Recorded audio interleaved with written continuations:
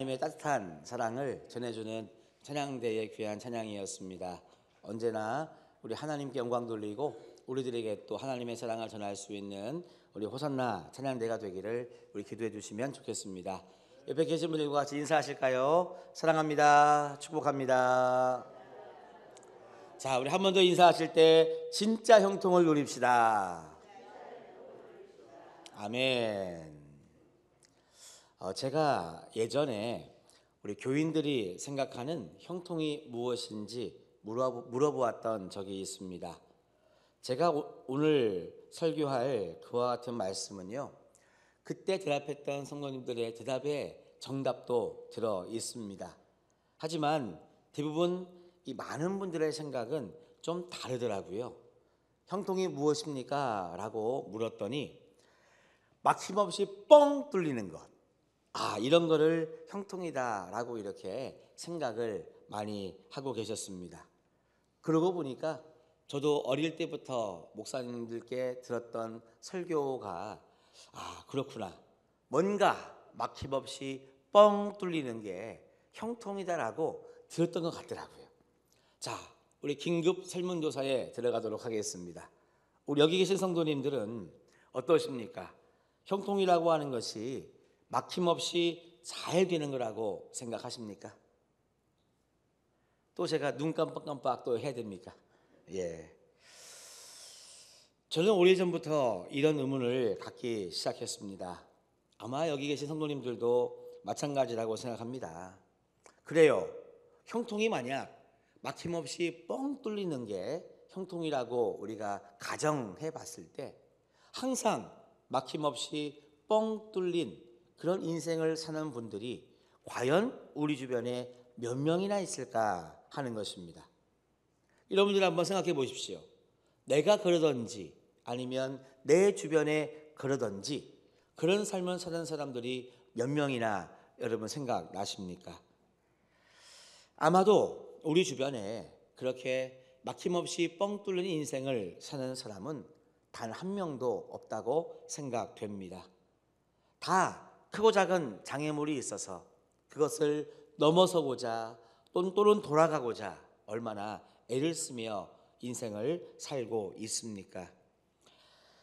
그래요, 여러분. 그렇기 때문에 형통이라고 하는 것이 막힘없이 뻥 뚫리는 인생을 사는 것이다 라고 하는 이야기는 틀린 말이 되겠습니다. 그렇게 우리가 형통에 대해서 잘못 알고 있기 때문에 때로는 낙심해서 신앙을 포기하고 또는 교회를 떠나는 사람들도 생겨날 수 있다는 것이죠. 예수를 믿으면 다 잘 돼야 되고, 예수를 믿으면 다 건강해야 되고, 예수를 믿으면 내 소원이 다 이루어지는 것이 형통이라고 생각하다 보니까 안 그러면 실망하는 거예요. 하나님은 어디 계시냐? 하나님은 날 사랑하지 않느냐? 하나님은 계시기는 한 거냐? 늘 그런 여러분 이야기 속에 떠나가는 사람들이 있다. 저는 그래서요, 오늘 이 시간 형통의 의미가 무엇인지를 생각해 보고자 합니다. 그러면서 우리 사랑하는 성도님들이 진짜 형통의 의미를 우리 깨달으시고 그와 같은 형통의 삶을 살고 누리게 되기를 주님의 이름으로 축복합니다. 자, 한번 살펴보실까요? 하나님이 생각하시는 형통의 의미가 무엇인가? 우리 한번 2절의 말씀을 다 같이 보도록 하겠습니다. 자, 읽어볼까요? 여호와께서 요셉과 함께 하심으로 그가 형통한 자가 되어 그의 주인 애굽 사람의 집에 있으니. 자, 읽는 김에 3절도 읽어보겠습니다. 그의 주인이 여호와께서 그와 함께 하심을 보며 또 여호와께서 그의 범사에 형통하게 하심을 보았더라. 아멘.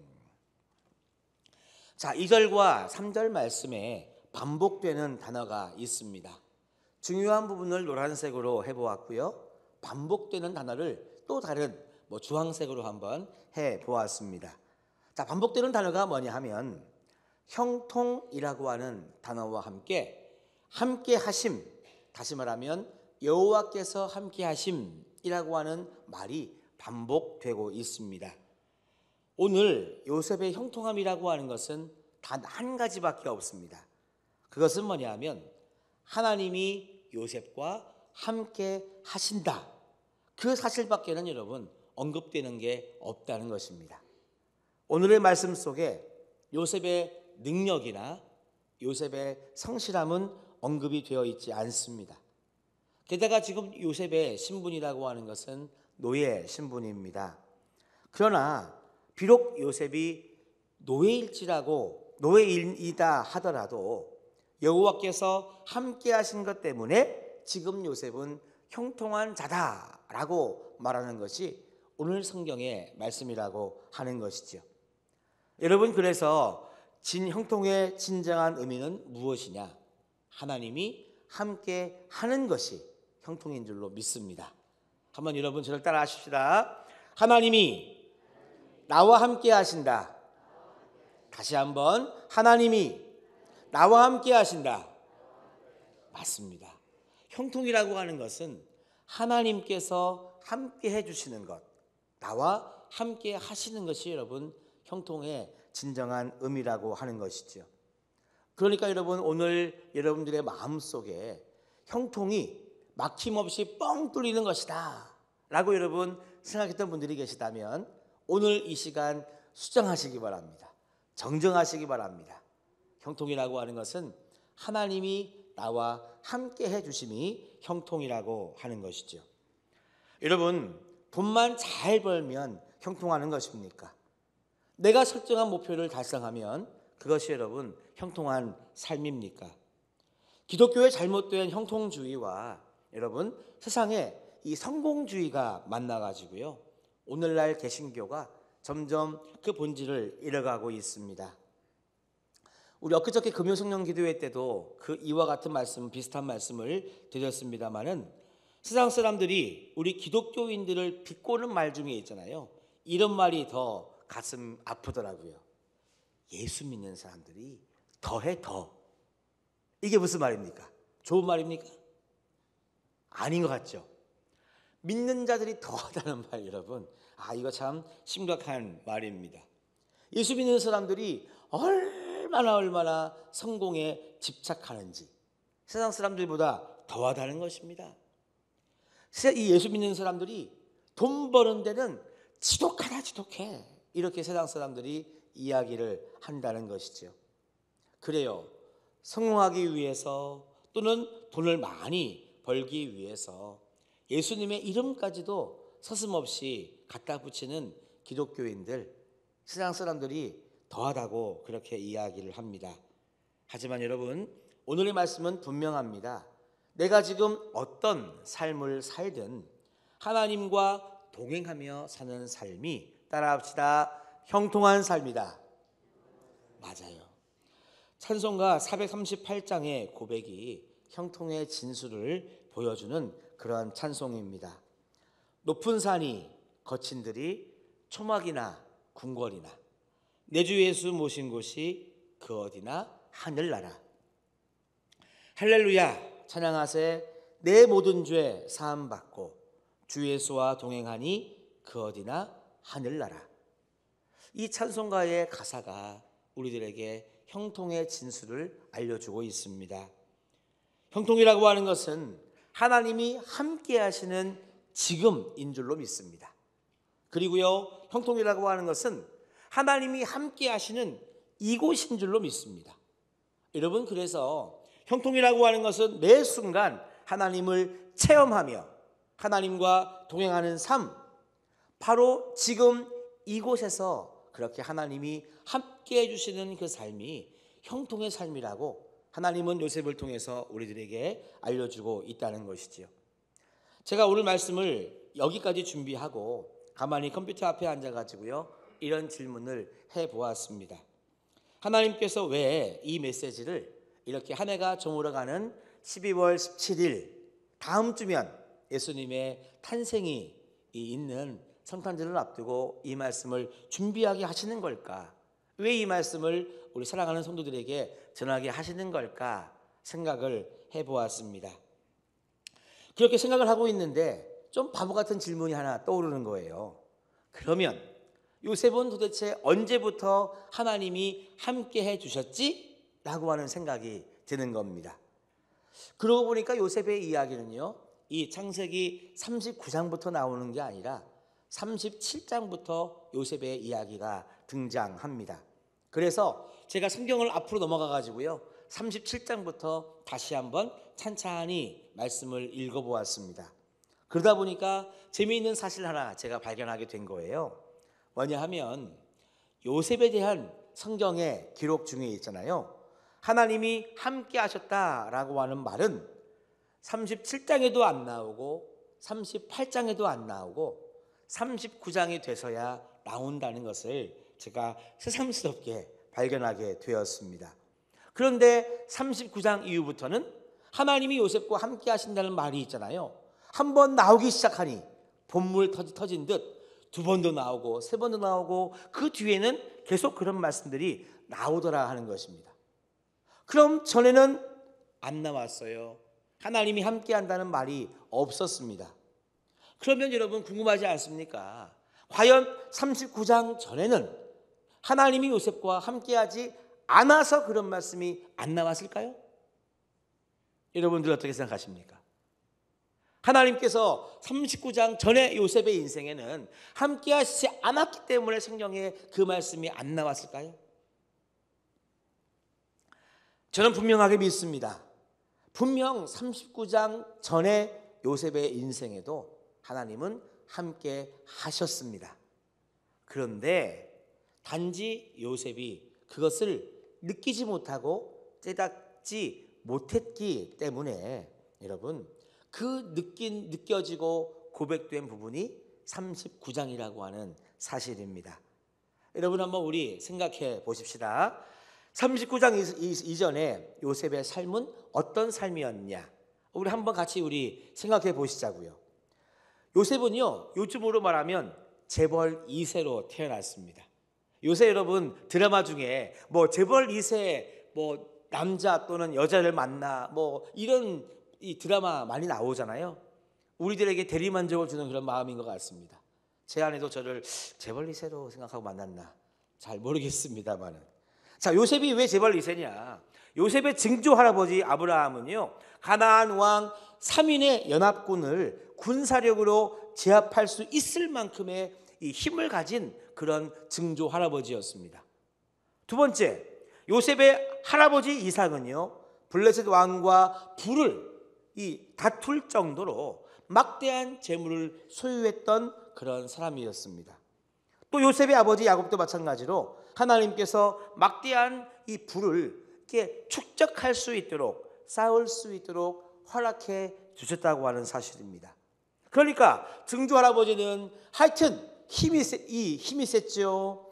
또 할아버지는 많은 재물을 소유했지요. 우리 아버지도 역시 재물을 많이 쌓아놓고 있었죠. 이런 여러분 집안 환경에서 태어났으니 요셉은 요즘 말로 하면 재벌 2세가 맞습니다. 우리가 부러워하는 뭐 이재용 씨라든지 뭐 이런 사람과 뭐 비슷하다고 할 수 있습니다. 게다가 여러분 아버지의 사랑을 여러분 독차지한 사람이 요셉 아니었습니까? 아무리 뭐 큰아들, 둘째 아들, 셋째 아들 다른 형이 자식들이 많아도 아버지의 사랑은 요셉한테 왔잖아요. 그러니까 재벌 2세로 태어났지를 아버지의 사랑을 독차지하지를, 여러분 이렇게 얼마나 행복한 가정 환경 속에서 요셉이 자라났는지 이 생활을요 17살까지 했습니다. 우리로 말하면 우리 아들이 한 고등학교 입학할 때까지 이런 유복한 생활을 했다고 하는 거예요. 그러니까 요셉의 17살까지의 삶은요, 17살 이전까지의 삶은 세상의 기준으로 볼 때에 대박난 인생입니다. 정말 대박입니다, 여러분. 태어나가지고 응애응애 하다가 좀 주변을 둘러보니까 내 손에 금수저가 이렇게 들려있는 삶이니 얼마나 대박난 인생입니까? 여러분, 그러니까요, 요셉의 이 어린 유년 시절에 하나님이 나와 함께 하신다라고 하는 것을 과연 느낄 수 있었을까 하는 겁니다. 아마도 요셉은 하나님이 함께 해주셔서 이렇게 형통한 삶을 살고 있다는 것을 제 생각에는요 생각을 못했을 것 같아요. 뭐 하나 부족한 것 없고 아버지의 사랑도 내가 독차지하고 있으니 뭐 부러울 거 하나 없고 부족할 게 없으니 하나님이 나와 함께 하신다. 그런 생각은 할 이유가 없었을 것 같습니다. 그런데 요셉은 갑자기 재벌 2세의 신분에서 노예의 신분으로 전락하고 말았습니다. 여러분, 요셉이 있잖아요. 우리가 상상해 보자고요. 17살 될 때까지 솔직히 빗자루 한번 들어가지고 지 방 한번 쓸어나 받겠습니까? 지 밥 먹은 국그릇 밥그릇 수저를 싱크대에 갖다 놓기나 했겠냐는 말이에요. 설거지는커녕 갖다 놓기나 했겠어요. 자기 손으로 옷을 빨래를 하기는커녕 옷 개기나 해봤겠어요? 우리로 말하면 이불 개기는커녕 이불 깔기나 해봤겠냐 하는 것입니다. 양치질도 자기 손으로 밥을 하여튼 여러분, 요셉의 삶이라고 하는 것은요, 그러니까 그런 것을 해보지 않았던 그런 이제 요셉이었을 겁니다. 그러니까 태어나면서 노예여서 어릴 때부터 그런 노예 살이를 했던 어떤 그런 사람과 재벌 2세가 노예로 전락해서 산다 하는 것은 완전히 여러분 다른 이야기일 것입니다. 게다가 상처가 요셉에게 많지 않았습니까? 형들이 자기를 죽이겠다고 했으니 얼마나 여러분 그 마음의 상처가 깊었겠습니까? 결국 형들에 의해서 죽지는 않았지만 노예로 팔려버렸잖아요. 여러분, 세상에서 가장 큰 상처는 가족들에게서 받는 상처라고 생각이 됩니다. 두 번째 상처는 아는 사람들에게 받는 상처. 모르는 사람한테는요 상처를 받지도 않아요. 여러분, 모르는 사람이 어떻게 나에게 상처를 줍니까? 아는 사람이 상처를 주는 것이고 가족이 상처를 주면 그게 더 여러분 뼈아픈 아픔인 것이죠. 이런 상황에서 17살밖에 안 된 소년이 느끼는 인생의 무게감이 얼마나 컸을까? 이렇게 내 삶이 달라져 버렸고 정말 말할 수 없는 마음의 상처를 갖게 된 요셉. 인생의 무게가 이런 건가? 라고 느끼게 된 요셉. 그때야 비로소 요셉은 하나님이 나와 함께 하신다는 것을 느끼고 깨닫게 되었다는 사실입니다. 엊그저께 금요성령기도회 때 그런 말씀 드렸죠. 이 깨닫게 하시는, 그동안 안 보이는 게 보이고 그동안 안 들렸던 게 들리고 그동안 몰랐던 게 깨달아지는 거, 사랑하면 그럴 수 있다 그랬고 고통을 당하면 그럴 수 있다 그랬고 성령 충만 받으면 그렇다고 제가 말씀을 전했거든요. 오늘은 두 번째 이야기네요. 마찬가지입니다. 여러분, 잘 나갈 때 하나님이 나와 함께 하신다는 것, 그게 여러분 얼마나 느껴지고 얼마나 다가오겠습니까? 오히려 고통과 고난 가운데 있을 때 하나님이 나와 함께 하심이 절실히 필요한 거죠. 절실히 느껴지는 거죠. 하나님의 도우심이 여러분 간절히 필요할 때가 고통 중 고난 중이라고 하는 것입니다.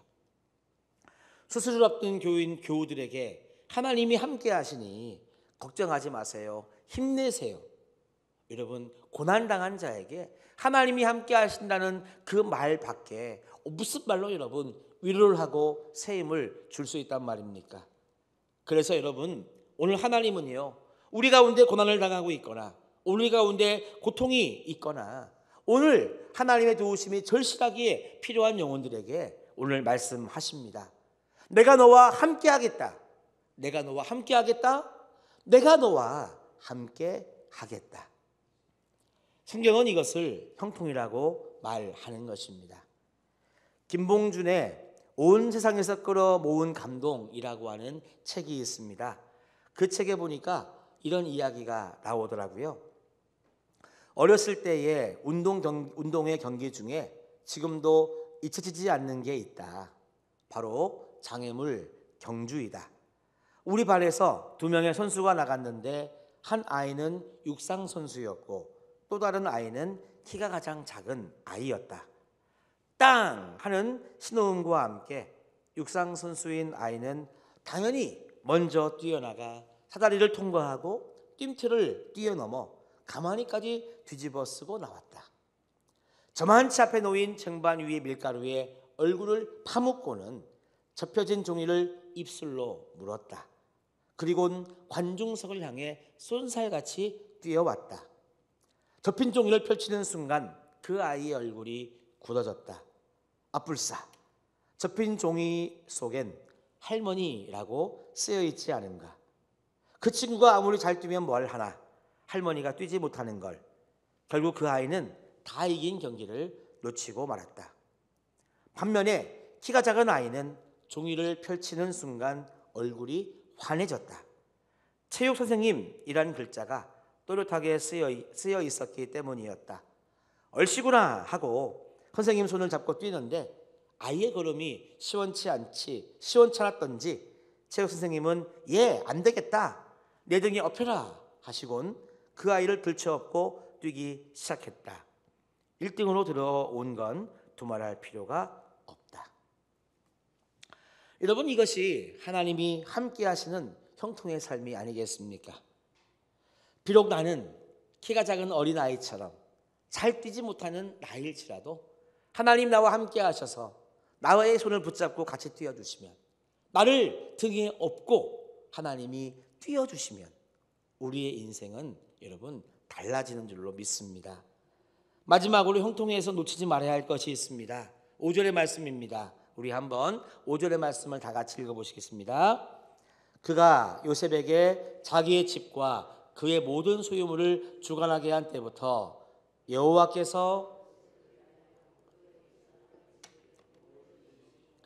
여호와의 복이 그의 집과 밭에 있는 모든 소유에 미친지라.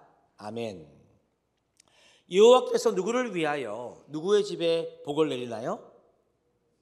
요셉을 위하여 애굽 사람의 집에 복을 내리신다고 합니다. 여러분, 우리의 상식으로는요, 여호와께서 요셉을 위하여 누구의 집에 복을 내야 됩니까? 요셉을 위하여 복을 주신다면 요셉의 집에 하나님이 복을 주시는 게 우리의 상식 아닙니까? 근데 지금 하나님은요, 요셉을 위하여 애굽 사람들의 집에 복을 내리신다고 합니다. 이게 여러분 무슨 말이냐? 하나님의 형통이라고 하는 것은요, 하나님 나와 함께 하시는 것과 아울러서 따라합시다. 내 덕분에 가족이 복을 받는다. 따라합시다. 내 덕분에 교회가 복을 받는다. 한 번 더, 내 덕분에 민족이 복을 받는다. 여러분, 내가 하나님과 함께하는 형통의 삶을 살게 되면은요, 내가 복을 받는 것은 당연지사이고요, 나 때문에 내 주변 사람들도 여러분 행복한 삶, 복받는 삶을 살게 되는 줄로 믿습니다. 여러분, 그래서 우리가 은혜의 통로요 축복의 통로인 것은 내가 하나님과 함께하는 형통의 삶을 살면 그 형통의 은혜가 있잖아요, 나로만 끝나는 게 아니라고 하는 사실입니다. 우리 가족에게도, 우리 교회 식구들에게도, 그리고 이 지역사회, 이 나라와 민족까지도 나 덕분에, 내 때문에, 나와 함께 하시는 하나님 덕분에 여러분 함께 복을 누릴 수 있다는 것입니다. 우리 사랑하는 성도 여러분, 이 118년 동안 우리 형제제일교회를 위해서 헌신해 오신 장로님들이 계시고 권사님들이 계시고 또 집사님들, 성도님들이 계십니다. 여러분들의 헌신이 없었다고 한다면 지금 우리의 모습은 없었겠죠. 지금 이 예배가 참 여러분들의 헌신의 결과물이고요, 우리 교회가 여러분들의 헌신의 결과물입니다. 참 감사하고 감격스럽습니다. 여러분들의 헌신 덕분에 많은 영혼들이 행복을 누리고 있는 것이죠. 나는 잘 몰랐지만 돌아보니 하나님이 나와 함께 해주셨기에 여러분, 우리 가정뿐만이 아니라 우리 형제제일교회가 이렇게 복을 받으며 오늘까지 살아온 것입니다.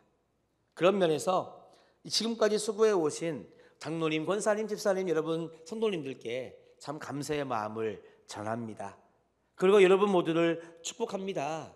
여러분들이 이제까지 하나님과 함께해 오셨기 때문에 오늘의 우리가 있고 우리 교회가 있는 것이죠.